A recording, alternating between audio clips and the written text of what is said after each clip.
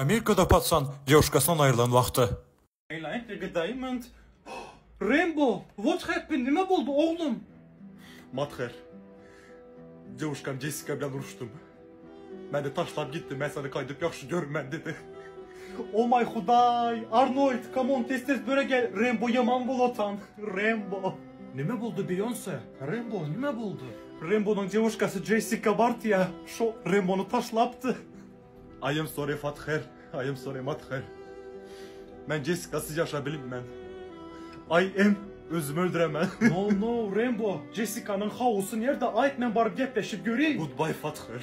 No Rainbow. No Rainbow. Bizler de patsan девушкасынан ayrılanda. Neden? Ali. Rengini mi buldu yüzünden kar yağıtana senin? Девушкам Ereşkül bilen vuruştum. İndi sonra yığlamalı mı? Bir nurşan bulsan erten yaraşasan. Ey şamşık triyapka. Ben sen yaxşı görme kaydıp bizime düşeni görmeyin dedi. Durup bilem yok. Özümü öldüresim gel o da. Yine bir gezek ağzına şunakan gep çıkan ne işte ben skatina. Mesela gözün ayma düşündün mü? Hayır. Samsık. Bak alacaklar göz çıkar. Özüne pikarına git tane nan alıp gel. Hoş.